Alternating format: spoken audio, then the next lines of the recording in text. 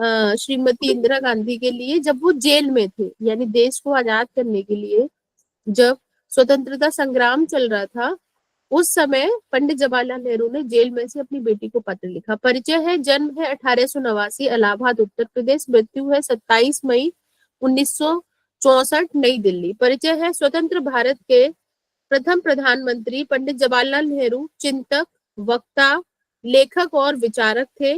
नेहरू जी ने आधुनिक भारत के निर्माण में महत्वपूर्ण भूमिका अदा की। आपने विज्ञान और प्रौद्योगिकी यानी टेक्नोलॉजी के विकास को प्रोत्साहित किया। प्रमुख कृतियां जो पंडित जवाहरलाल नेहरू ने लिखी है, एक आत्मकथा, दुनिया के इतिहास का स्थूल दर्शन, भारत की खोज यानी डिस्कवरी ऑफ इंडिया, आप लोग अच्छे से पढ़ते हैं सभी, पिता के पत्र पुत्री के नाम, यानी जब वो जेल में रहे थे उस समय उन्होंने पत्र लिखे थे अपनी पुत्री के लिए आदि। तो वो लिखते हैं, प्रिय बेटी इंदिरा, अपने पिछले खत में मैंने कामों के अलग अलग किए जाने का कुछ हल बतलाया था। यानी परिवार में बहुत सारे काम होते हैं, घर में खेती करना होता है या बिजनेस को संभालना होता है या घर के सारे काम करना होता है। तो कह रहे हैं कि जो काम थे वो अलग अलग क्यों किए गए, लोगों में कामों को किस कारण से बांटा गया, वो बता रहे हैं। वो कहते हैं कि जो काम है, बिल्कुल शुरू में जब आदमी सिर्फ शिकार पर गुजर बसर करता था, काम बटे हुए नहीं थे। यानी व्यक्ति का काम क्या था, जंगल में गया, शिकार किया, पहले तो कच्चा ही मांस खा लेते थे, फिर पता चली तो उसको आग का आविष्कार हुआ तो मांस को भून के खाने लग गए थे। तब ऐसा कुछ नहीं था, हर एक आदमी शिकार करता था और मुश्किल से खाने भर को पाता था, सिर्फ खाने भर के लिए मांस मिलता था उसको। सबसे पहले मर्दों और औरतों के बीच में काम बंटना शुरू हुआ होगा, मर्द शिकार करता होगा और औरत घर में रहकर बच्चों और पालतू जानवरों की निगरानी करती होगी। जब आदमियों ने खेती करना सीखा तो बहुत सी नई नई बातें निकली। पहली बात यह हुई कि काम कई हिस्सों में बट गए, कुछ लोग शिकार खेलते, कुछ खेती करते, कुछ लोग हल चलाते थे। ज्यो ज्यो यानी जैसे जैसे दिन गुजरते गए, आदमियों ने नए पेशे, पेशे मतलब होता है नए नए काम, यानी मेरा पेशा है कि मैं पढ़ाती हूँ, यानी मेरा प्रोफेशन है। किसी का पेशा है कि वो खेती करता है, किसी का पेशा है वो हल चलाने का ही काम करता है। तो लोगों ने नए नए काम सीखे और उनमें पक्के हो गए, यानी एक काम करने में ही वो एकदम मजबूत हो गए कि हमें हल चलाना बहुत अच्छे से आता है, हमें पानी लगाना बहुत अच्छे से आता है, हमें निराई गुड़ाई करना बहुत अच्छे से आता है, हमें खेती करना बहुत अच्छे से आता है। खेती करने का दूसरा अच्छा नतीजा यह हुआ कि गांव और कस्बे बने, यानी छोटी छोटी दूरी पर गांव बन गए। कस्बे यानी जहां पर शहर से जुड़ी हुई छोटी मोटी चीजें मिल जाती थी, लोग इनमें आबाद होने लगे, यानी लोगों का जीवन अच्छा होने लगा। खेती के पहले लोग इधर उधर घूमते फिरते थे और शिकार करते थे, उनके लिए एक जगह रहना जरूरी नहीं था, शिकार हर एक जगह मिल जाता था। इसके सिवा उन्हें गायों, बकरियों और अपने दूसरे जानवरों की वजह से इधर उधर घूमना पड़ता था। इन जानवरों के चराने के लिए चारागाहों की जरूरत थी। एक जगह कुछ दिनों तक चरने के बाद जमीन में जानवरों के लिए काफी घास पैदा नहीं होती थी, तो सारी जाति को दूसरी जगह जाना पड़ता था। यानी क्या था, यानी खेती करने का नतीजा ये हुआ कि गांव और कस्बे बन गए, लोग इनमें आबाद होने लग गए, यानी लोगों का जीवन सुधर गया, लोग काम करने लग गए। खेती के पहले लोग इधर उधर घूमते फिरते थे और शिकार करते थे, उनके पास कोई काम नहीं था, उनके लिए एक जगह रहना जरूरी नहीं था, शिकार हर एक जगह मिल जाता था। उसके सिवा उन्हें गाय, बकरी और अपने दूसरे जानवरों की वजह से इधर उधर घूमना पड़ता था, क्योंकि उनके पास जो जानवर रहते थे दूध देने वाले, उनको चराने के लिए किसी के पास ऊंट रहता है, किसी के पास गाय रहती है, किसी के पास बकरी रहती है। तो उनको चराने के लिए चारागाह मतलब ऐसे घास के जो मैदान होते हैं, मैदान पड़ा है वहां कोई खेती नहीं होती, उसमें घास ही घास है, तो उनमें लोग गाय भैंस को चराने जाते हैं। चारागाहों की जरूरत थी। एक जगह कुछ दिनों तक चरने के बाद जमीन में जानवरों के लिए काफी घास पैदा नहीं होती थी, यानी एक जगह जब जानवर खाते रहते थे तो वो घास बहुत छोटी हो जाती थी, तो फिर उन्हें वहां से दूसरी जगह जाना पड़ता था, तो और सारी जाति को दूसरी जगह जाना पड़ता था। अब लोगों को खेती करना आ गया तो उनका जमीन के पास रहना जरूरी हो गया। जब उन्होंने खेती सीख ली तो जमीन में किसी ने गेहूं बोया है, किसी ने बाजरा बोई है, किसी ने मकई बोई है, किसी ने दाल बोई है, तो किसी ने सब्जियां बोई हैं, तो वो अपनी फसल को छोड़ के तो जाएंगे नहीं, तो इसीलिए लोग रहने लग गए, गांव बन गए कि हम इसी जगह रहते, इसी गांव में रहते। जमीन को जोत बोकर वे छोड़ नहीं सकते थे, उन्हें साल भर तक लगातार खेती का काम करना काम ही लगा रहता था, और इस तरह गांव और शहर बन गए। दूसरी बड़ी बात जो खेती से पैदा हुई वह यह थी कि आदमी की जिंदगी ज्यादा आराम से कटने लगी। यानी खेती से जमीन में अनाज पैदा करना सारे दिन शिकार खेलने से कहीं ज्यादा आसान था। पूरे दिन जंगल में घूमना, कहीं कोई शिकार मिल गई तो कर लेना, नहीं मिली तो भूखे रहना, उससे ज्यादा सरल था कि आप खेती में निराई गुड़ाई करें और अनाज पैदा करें। इसके सिवा जमीन में अनाज भी इतना पैदा होता था जितना वे एकदम खा नहीं सकते थे। इसे वे सुरक्षित रखते थे। और एक और मजे की बात सुनो, जब आदमी निपट शिकारी था तो वह कुछ जमा न कर सकता था, या कर भी सकता था तो बहुत कम। किसी तरह पेट भर लेता था। उसके पास बैंक न थे जहां वह अपने रुपए व दूसरी चीजें रखते, तो अपना पेट भरने के लिए रोज शिकार करता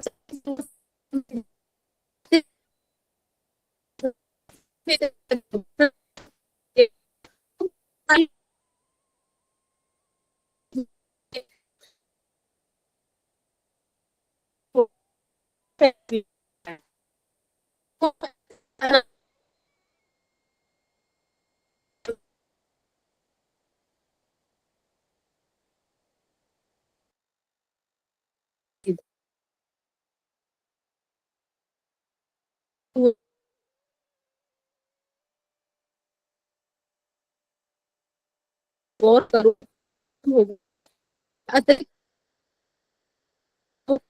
आरगी खर्च करने की जरूरत नहीं होती। वे इसे बैंक में रखते हैं। वही लोग मालदार हैं जिनके पास बहुत सा अतिरिक्त रुपया का मतलब क्या है? जैसे मेरा खर्चा मानो पूरे दिन में 100 रुपए में चलता है और मैंने 500 रुपए कमा लिए एक दिन में, तो 400 रुपए मेरे पास अतिरिक्त यानी एक्स्ट्रा हो गए कि ये मुझे खर्चे 100 रुपए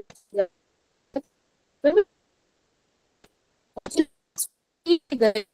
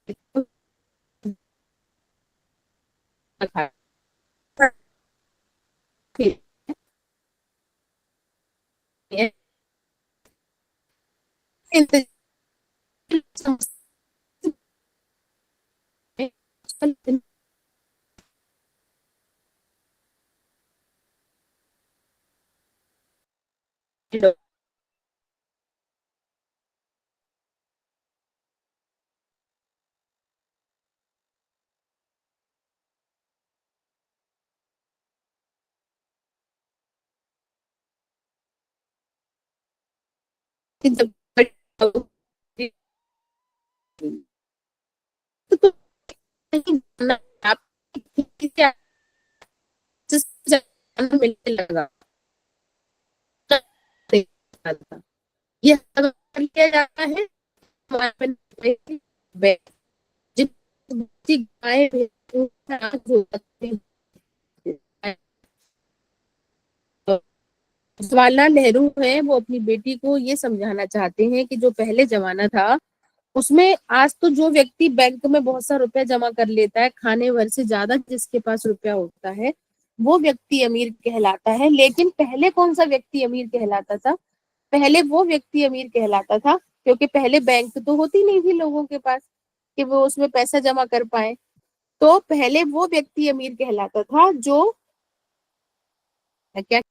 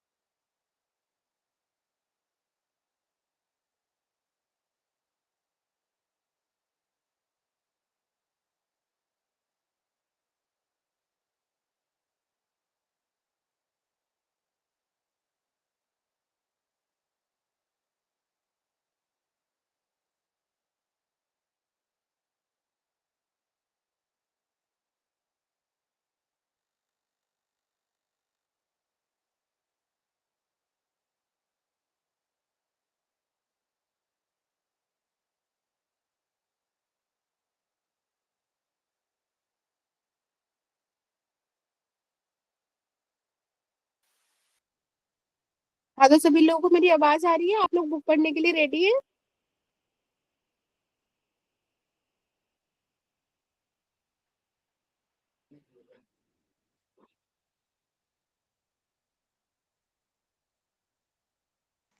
हेलो टीचर। यस बेटा, आवाज आ रही है आपको मेरी? यस टीचर, आ रही। चलिए, अभी आपको बुक पढ़नी है, मैं जिसका नाम लूंगी वो बच्चा पढ़ेगा।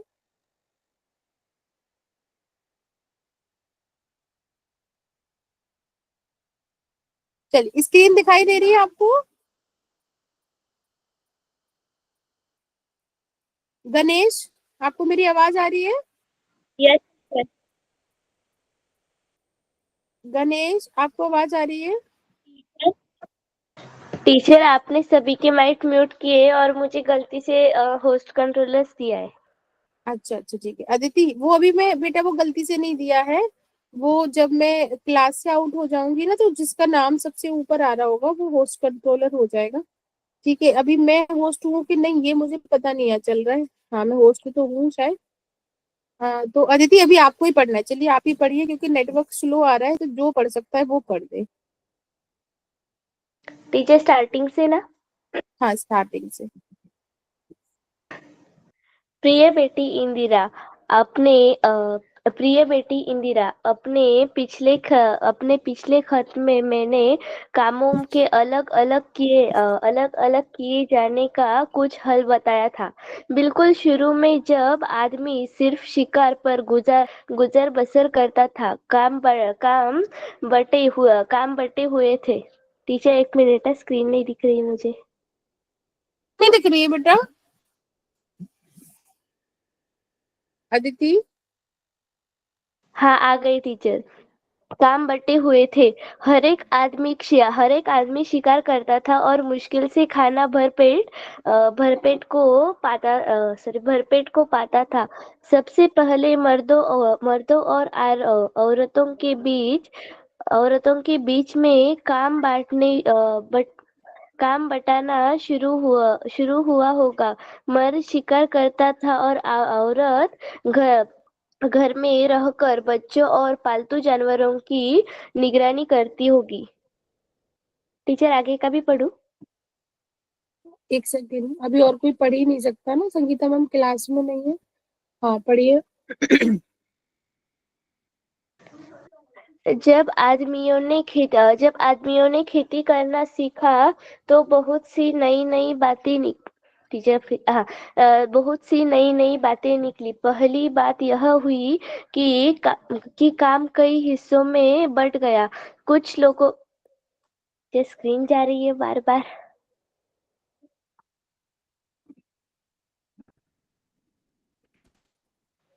टीचर, स्क्रीन फिर से चली गई। आ गई गई। अच्छा, चलिए, मेरी आवाज आ रही है ना, तो मैं ही समझाती हूँ। अदिति, ठीक है, आज मैं क्या करती हूँ कि आपको जो नेक्स्ट वाला पार्ट है ना, वो और समझा देती हूँ। कल जब आप लोगों की क्लास होगी, नेक्स्ट क्लास जब होगी, तो हम इस वाले पार्ट को दोबारा पढ़ेंगे, स्वाध्याय भी इसका दोबारा करेंगे, और अगला पार्ट भी। ठीक है, अंधा योग। ये सर, लेखक है। स्क्रीन बार बार जा रही है, बार बार आ रही है। अभी स्क्रीन आप लोगों को दिखाई नहीं दे रही है ना? मेरी आवाज तो आ रही है ना? Yes teacher. हाँ, अंधा युग पाठ है, इसके लेखक है डॉक्टर धर्मवीर भारती। इसमें ये लिखते हैं, इनका जन्म हुआ है 1926 को, इलाहाबाद उत्तर प्रदेश में। इनका जन्म भी इलाहाबाद में हुआ है, जिसको कि अभी प्रयागराज के नाम से जाना जा रहा है। इनकी मृत्यु 1997 मुंबई महाराष्ट्र में हुई। परिचय है, भारती जी आधुनिक हिंदी साहित्य के प्रमुख लेखक, कवि, नाटककार और सामाजिक विचारक थे। आपको 1972 में पद्मश्री से सम्मानित किया गया। प्रमुख कृतियां हैं स्वर्ग और पृथ्वी, चांद और टूटे हुए लोग, बंद गली का आखिरी मकान, ठंडा लोहा, सात गीत, तनुप्रिया, सपना अभी भी, गुनाहों का देवता, सूरज का सातवां घोड़ा, 11 सपनों का देश, पश्यंती, अंधा युग इत्यादि। और हम जो पढ़ रहे हैं आज, इनका वो पाठ है अंधा युग। युयुत्सु, होती होगी बधिकों की मुक्ति प्रभु के मरण से। युयुत्सु कहता है, होती होगी बधिकों की मुक्ति प्रभु के मरण से। किंतु रक्षा कैसे होगी अंधे युग में मानव भविष्य की, प्रभु के इस कायर मरण के बाद। युत्सु कह रहा है कि प्रभु के इस मरण के बाद मानव की मृत्यु कैसे होगी, प्रभु के इस कायर मरण के बाद। अश्वत्थामा, कायर मरण, मेरा था शत्रु वह, लेकिन कहूंगा मैं, दिव्य शांति छाई थी उसके स्वर्ण मस्तक पर। अश्वत्थामा कहता है कायर मरण, मेरा था शत्रु वह, लेकिन कहूंगा मैं, दिव्य शांति छाई थी उसके स्वर्ण मस्तक पर। वृद्ध बोले अवसान के क्षणों में, बोले अवसान के क्षणों में, प्रभु मरण नहीं है ओ व्याध, मरण नहीं है ओ व्याध, मात्र रूपांतरण है यह। सबका दायित्व लिया मैंने अपने ऊपर, सबका दायित्व लिया मैंने अपने ऊपर,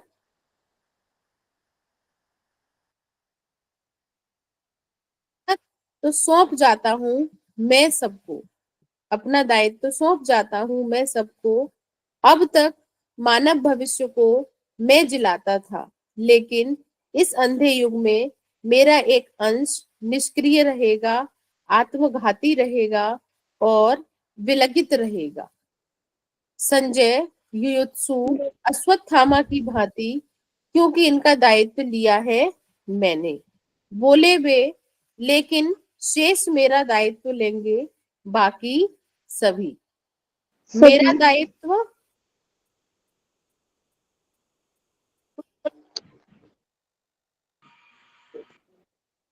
टीचर बीच बीच में आवाज नहीं आ रही थी। हाँ आपका आवाज नहीं आ टीचर बेटा टीचर आज आपने ना हमें सभी को म्यूट कर दिया था टीचर आपने टीचर त्यामुळे आम्हाला काहीच और बोलता टीचर नाही अगर यायचं। हम लोगों को सवाल पूछ रहे थे ना तो उसके लिए हम लोग म्यूट कर दिया था सवाल मैम। का जवाब नहीं दे तो सकते मैम आपका आवाज टीचर नहीं आ रहा था, जवाब आ रहे थे। इसीलिए आपको म्यूट जवाब नहीं दे सकते मैम हम पढ़ सकते हैं क्या? देंगे फिर। देखिए इसीलिए आपको म्यूट किया जाता है क्योंकि आप सब लोग एक साथ बोल रहे हैं, आप सभी लोग एक साथ बोल रहे हैं। अभी एक बच्चा बोलेगा तो टीचर की समझ में आएगा, बाकी सब बोलेंगे तो टीचर को नहीं समझ में आएगा, इसीलिए टीचर ने सबको टीचर अभी अभी अब मैं पढ़ूँ क्या? टीचर मुझे कभी भी चांस नहीं मिलता है। टीचर मैं पढ़ूँ क्या अनुष्का? पिछली बार भी चांस नहीं मैम मिला पढ़ो था। क्या, टीचर मैम मैं मुझे चांस नहीं मिला है, मुझे बोलने दे। टीचर आप सभी एक साथ बोल लीजिए पहले। टीचर जिसने एड्रेस किया है उसका ही नाम लो। दर्शन आपसे मैं पिछले 2 बार से पढ़वा के, अभी मैंने मैम मैं पढ़ा पढ़ूँ क्या सोनाली? टीचर जागृति मैंने नहीं मैम मैं पढ़ा था पढ़ूँ क्या सोनाली? आप सब लोग मैं सब लोगों को म्यूट कर देती हूँ, फिर कोई नहीं बोल पाएगा। सब लोग एक साथ बोलते हैं, मैं टीचर कुछ सुन टीचर पिछली बार भी मुझे चांस नहीं मिला था जागृति को, प्लीज टीचर इस बार मुझे चांस दीजिए ना। मैं नहीं मिला था फिर अब मैं अपने आप को म्यूट करती हूँ, आप सब लोग बातें करिए अभी।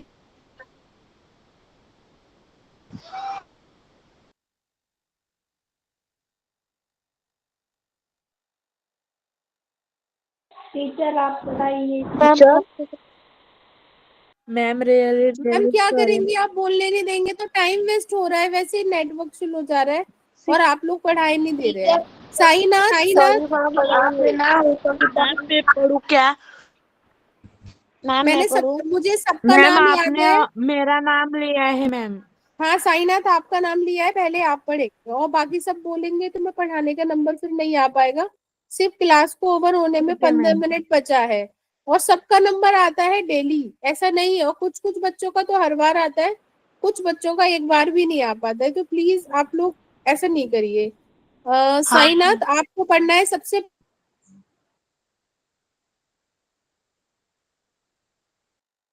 कौन सा वाला मैम? आवाज ब्रेक हो रही है। प्रिय बेटी इंदिरा, यहाँ से पढ़ना है, पढ़िए जल्दी। साईनाथ फटाफट से प्रिय बेटी इंदिरा, अपने पिछले खत में मैंने कामों के अलग अलग किए जाने का कुछ हल बताया था। बिल्कुल शुरू में जब आदमी सिर्फ शिकार पर गुजर बसर करता था, काम बांटे हुए न थे। हर एक आदमी शिकार करता था और मुश्किल से खाने भर को पाता था। सबसे पहले मर्दों और औरत के बीच काम बांटना शुरू होगा। मर्द शिकार करता होगा और औरत घर में रहकर बच्चों को और पालतू जानवरों की निगरानी करती होगी।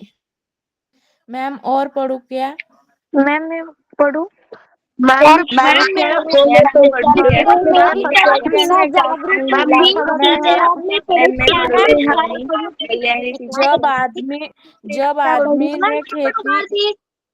जब आदमी ने खेती करना सीखा तो बहुत सी नई नई बातें निकली। पहली बात यह हुई कि काम कई हिस्सों में बांटे गए।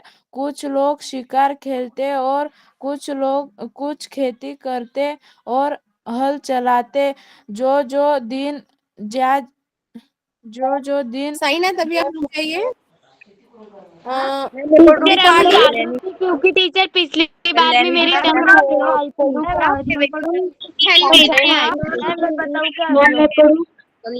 पढ़ूं जागृति टीचर मेरी टर्म पिछली बार टीचर मैं पढ़ूं क्या जागृति मेरी टर्म पिछली बार भी नहीं मैम से पूर्ण करो। उसके बाद मैं पिछली बार भी नहीं पढ़ पाई थी। प्लीज मुझे चांस दीजिए ना। मैम तो स्टांजा पूर्ण करूँ का मैम? मुझे थोड़ा सा बाकी है मैम। चांस नहीं मिला था मुझे दो ना। मैम मैं मैम तो पढ़ूं आपने स्टांजा मुझे पूर्ण करूँ? टीचर मैं पढ़ूं क्या जागृति टीचर मुझे ना पिछली बार मैं भी पढ़ूं क्या प्रेरणा?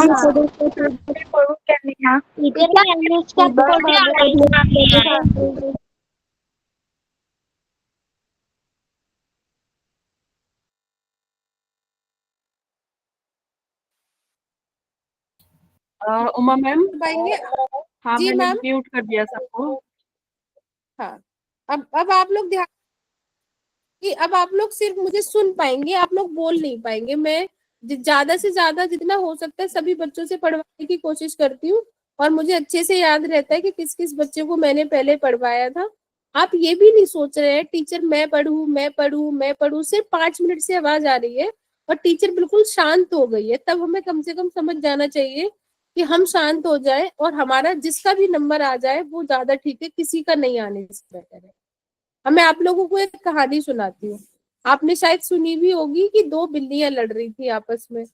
एक रोटी थी दोनों के पास कि मैं खाऊंगी कि मैं खाऊंगी, और दोनों की बनी नहीं आपस में कि मैं खाऊंगी कि मैं खाऊंगी। उन्होंने कहा ठीक है, ऐसा करते हैं कि हम किसी के पास चलते हैं, किसी तीसरे व्यक्ति के पास, और उससे बंटवारा करवा लेते हैं रोटी का। वो गए, बंदर मिल गया उनको। बंदर ने कहा कि लाओ मैं तुम्हारा बंटवारा करता हूँ। बंदर ने रोटी तोड़ी, जानबूझ के एक पलड़े में ज्यादा कर दी और एक में कम।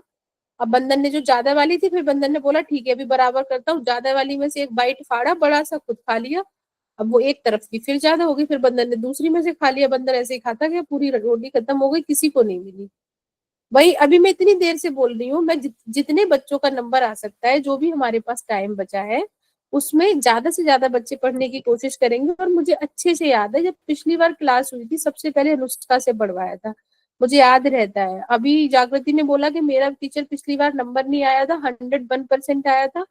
क्लास की रिकॉर्डिंग आप देख लेना, लावण्या का भी आया था, अदिति का भी आया था, सभी बच्चों का नंबर आया था। हरिओम रह गया था बच्चा जिसका नंबर नहीं आ पाया था, तो मैंने संगीता हमको बोला था कि नेक्स्ट क्लास जिसकी भी हो सबसे पहले हरिओम से प्रश्न पूछे। और उसके बाद जो कक्षा हुई थी उसमें हरिओम से प्रश्न पूछा गया था, मैंने सबसे पहले पूछा था। बाकी अभी मैं पूछ रही थी, सबसे पढ़ने का नंबर आ रहा था। मिताली से मैंने नहीं पढ़वाया था। मुझे जहां तक याद आ रहा है, अगर आपको याद होगा तो। अब मेरा ही आप लोग सुनिए, नेक्स्ट क्लास होगी अगर इस तरीके से आप लोग करेंगे तो मैं किसी से नहीं पढ़वाऊंगी। नेक्स्ट टाइम से मैं नेम नोट करके रखूंगी कि मैंने किससे पढ़वाया है, और जब तक सभी बच्चों का नंबर नहीं आ जाएगा तब तक नहीं आएगा, ठीक है। तो अभी किसी को भी ऐसे नहीं सोचना है कि टीचर ने नहीं पढ़वाया, टीचर सबसे पढ़वाना चाहते हैं, पर हमारे पास टाइम लिमिटेड होता है, ठीक है। तो चलिए, आज नेटवर्क वैसे भी स्लो है, आपको पता है। चलिए अभी शुरू करते हैं। अभी सबके बदले का मैं ही पढ़ती हूँ, दोबारा से सुनिए। प्रिय बेटी इंदिरा, अपने पिछले खत में मैंने कामों के अलग अलग किए जाने का कुछ हल बताया था। बिल्कुल शुरू में जब आदमी सिर्फ शिकार पर गुजर बसर करता था, काम बटे हुए न थे। हर एक आदमी शिकार करता था और मुश्किल से खाने भर को पाता था। सबसे पहले मर्दों और औरतों के बीच में काम बांटना शुरू हुआ होगा। मर्द शिकार करता होगा और औरत घर में रहकर बच्चों और पालतू जानवरों की निगरानी करती होगी। जब आदमियों ने खेती करना सीखा तो बहुत सी नई नई बातें निकली। पहली बात यह हुई कि काम कई हिस्सों में बट गए। कुछ लोग शिकार खेलते, कुछ खेती करते और कुछ हल चलाते। ज्यो ज्यो दिन गुजरते गए, आदमियों ने नए नए पेशे सीखे और उनमें पक्के हो गए। खेती करने का दूसरा अच्छा नतीजा यह हुआ कि गांव और कस्बे बने, लोग इनमें आबाद होने लगे। पहले लोग इधर उधर घूमते फिरते थे और शिकार करते थे, उनके लिए एक जगह नहीं था। शिकार हर एक जगह मिल जाता था। इसके सिवा उन्हें गायों, बकरियों और अपने दूसरे जानवरों की वजह से इधर उधर घूमना पड़ता था। इन जानवरों के चराने के लिए चारागाहों की जरूरत थी। एक जगह कुछ दिनों तक चरने के बाद जमीन में जानवरों के लिए काफी घास पैदा नहीं होती थी और सारी जाति को दूसरी जगह जाना पड़ता था। जब लोगों को खेती करना आ गया तो उनका जमीन के पास रहना जरूरी हो गया। जमीन को जोत बोकर वे छोड़ नहीं सकते थे। उन्हें साल भर तक लगातार खेती का काम लगा ही रहता था और इस तरह गांव और शहर बन गए। दूसरी बड़ी जो खेती से पैदा हुई वह यह थी कि आदमी की जिंदगी ज्यादा आराम से कटने लगी। खेती से जमीन में अनाज पैदा करना सारा दिन शिकार खेलने से कहीं ज्यादा आसान था। इसके सिवा जमीन में अनाज भी इतना पैदा होता था कि जितना वे एकदम खा नहीं सकते थे, उसे वे सुरक्षित रखते थे। एक और मजे की बात सुनो, जब आदमी निपट शिकारी था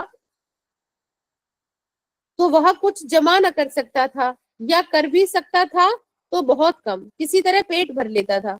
उसके पास बैंक न थे जहां वो अपने रुपए व दूसरी चीजें रख सकता। उसे तो अपना पेट भरने के लिए रोज शिकार खेलना पड़ता था। खेती से उसे एक फसल में जरूरत से ज्यादा मिलता था। अतिरिक्त खाने को वह जमा कर देता था। इस तरह लोगों ने अतिरिक्त अनाज जमा करना शुरू किया। लोगों के पास अतिरिक्त अनाज इसलिए हो जाता था कि वह उससे कुछ ज्यादा मेहनत करते थे जितना सिर्फ पेट भरने के लिए जरूरी था। तुम्हें मालूम है कि आजकल बैंक खुले हुए हैं जहां लोग रुपए जमा करते हैं और चेक लिखकर निकाल सकते हैं। यह रुपया कहाँ से आता है? अगर तुम गौर करो तो तुम्हें मालूम होगा कि यह अतिरिक्त रुपया है, यानी ऐसा रुपया जिसे लोगों को एक बारगी खर्च करने की जरूरत नहीं है। इसे वे बैंक में रखते हैं। वही लोग मालदार हैं जिनके पास बहुत सा अतिरिक्त रुपया है, और जिनके पास कुछ नहीं वे गरीब हैं। आगे तुम्हें मालूम होगा कि यह अतिरिक्त रुपया आता कहाँ से है। इसका सबब यह नहीं कि आदमी दूसरे से ज्यादा काम करता है और ज्यादा कमाता है, बल्कि आजकल जो आदमी बिल्कुल काम नहीं करता उसके पास तो बचत होती है, और जो पसीना बहाता है उसे खाली हाथ रहना पड़ता है। किंतु बुरा इंतजाम है। कितना बुरा इंतजाम है! बहुत से लोग समझते हैं कि इसी बुरे इंतजाम के कारण दुनिया में आजकल इतने गरीब आदमी हैं। अभी शायद तुम यह बात समझ न सको, इसलिए इससे सिर न खपाओ। यानी जब पंडित जवाहरलाल नेहरू अपनी बेटी को पत्र लिखते हैं और बहुत सारी बातें समझाते हैं कि पहले लोगों का पेशा क्या था। सबसे पहले लोग जंगल में जाते थे, शिकार करते थे, तब सिर्फ उनके पास शिकार करने का ही काम था। उसके बाद लोगों ने क्या किया कि शिकार तो किया ही, लेकिन खेती का काम भी लोग करना शुरू हो गए। खेती का काम शुरू हो गए तो लोगों ने अपना अपना अलग अलग पेशा बना लिया। किसी ने हल जोतने का पैसा बना लिया, तो किसी ने खेती करने का पेशा बना लिया, किसी ने मजदूरी करने का पेशा बना लिया। जब लोगों ने ऐसा कर लिया तो गांव और कस्बे भी बन गए। अच्छा, अब ये प्रश्न उठता है कि पहले गांव और कस्बे नहीं थे? खेती करने से पहले नहीं थे, क्योंकि व्यक्ति क्या करता था? शिकार करता था और उसके पास थोड़े बहुत जानवर होते थे जो अपने पास रखता था। अब वो जानवर जहां भी चरेंगे घास खत्म हो जाएगी तो एक जगह से उखड़ के दूसरी जगह रहने चला जाता था। जब खेती बाड़ी का काम हो गया व्यक्ति के पास, तो घर में लोगों ने काम भी बांटना शुरू कर लिया, यानी जो महिलाएं थी वो घर के काम काज करने लगी, घर पे रह के खाना बनाने का और सारे काम करने का, और जो पुरुष थे वो बाहर जाकर काम करने लगे खेती में, और खाते थे उससे कहीं ज्यादा खेती में कमाने लगे। तो उसमें क्या हुआ, लोग थोड़ा उस अनाज को बेचकर थोड़ा उनके पास पैसा आ गया। अच्छा, उन्होंने अमीर और गरीब की डेफिनेशन भी समझाई अपनी बेटी को पत्र के माध्यम से, पंडित जवाहरलाल नेहरू ने। वो कहते हैं कि अमीर कौन है और गरीब कौन है, यानी ऐसा व्यक्ति जो उसका खर्चा है उससे ज्यादा कमाता है और उस पैसे को बैंक में जमा करता है, जिसका धन बैंक में जमा है वो व्यक्ति पैसे वाला है, और जिसके पास इतना ही रुपया नहीं है कि वो पूरे दिन में खाना पेट भर के खा सके, वही व्यक्ति गरीब है। अच्छा, अब आप बात करोगे कि जब बैंक नहीं हुआ करती थी, धन बैंक में जमा नहीं होता था, तब अमीर कौन कहलाता था? तब अमीर वो व्यक्ति कहलाता था जिसके पास ज्यादा जानवर है, यानी किसी के पास घोड़े, हाथी, भैंस, बैल सब कुछ है, और खेती भी बहुत सारी है, जिसके यहाँ 10 मजदूर काम कर रहे हैं, तो वही आदमी कौन हो जाता था? जमींदार कहलाता था और पैसे वाला कहलाता था। तो ये सब इस पाठ के माध्यम से लेखक ने हमें समझाया है। तो इसे लेखक कहते हैं कि अभी शायद तुम यह बात समझ ना सको, यानी अपनी बेटी को देश के विषय में सभी बातें समझाते हैं कि यहाँ की व्यवस्था क्या है, खेती किस प्रकार से होती है, लोगों के पेशे क्या क्या हैं, अमीर किसको कहते हैं, गरीब किसको कहते हैं। लेखक ने समझाया कि शहर और कस्बे कैसे बसे, पहले लोग क्या काम करते थे, फिर लोगों के काम क्यों बट गए परिवार में ही, कि अलग अलग लोग अलग अलग काम करने लगे, क्यों बटे, कब से बटे। तो इन सब, क्योंकि जो पंडित जवाहरलाल नेहरू है वो इस समय जेल में है, अंग्रेजों ने उनको जेल में बंद किया हुआ है, क्योंकि वो देश को आजाद करने के लिए आंदोलन करवा रहे थे। और क्योंकि उनकी बेटी छोटी है पंडित जवाहरलाल नेहरू की, तो वो अपनी बेटी को देश के बारे में, क्योंकि बेटी भी उनके आगे चल के प्रधानमंत्री बनी, आप सभी को पता है, तो वो अपनी बेटी को देश के विषय में बहुत सारी जानकारियां देना चाहते हैं, इसीलिए पत्र के माध्यम से अपनी बेटी को बहुत सारी बातें बता रहे हैं। थोड़े दिनों में तुम इसे समझने लगोगे। उन्होंने कहा ऐसा है, अगर मेरा पत्र पढ़ने के बाद तुम्हें मेरी बातें समझ नहीं आए तो तुम्हें अपना इसमें दिमाग नहीं खपाना है, बल्कि थोड़े दिन जब तुम बड़ी हो जाओगी तो तुम्हें ये सारी बातें अपने आप समझ में आ जाएंगी। इस वक्त तो तुम्हें इतना ही जानना पर्याप्त है, यानी इस समय तुम इतना ही सीख लो कि खेती से आदमी को उससे ज्यादा खाने मिलने लगा जितना वह खा नहीं सकता था, यानी जितना उसको खाने की जो भूख होती है परिवार की, उससे ज्यादा खेती में पैदा हो जाता है, यह जमा कर लिया जाता है। इस जमाने में ना रुपए थे ना बैंक, जिनके पास बहुत सी गायें, भेड़े, ऊंटे, अनाज होता था, वे ही अमीर कहलाते थे। तुम्हारा पिता जवाहरलाल नेहरू। ठीक है, आगे देखिए, इसमें उन्होंने शब्द अर्थ लिखे हैं।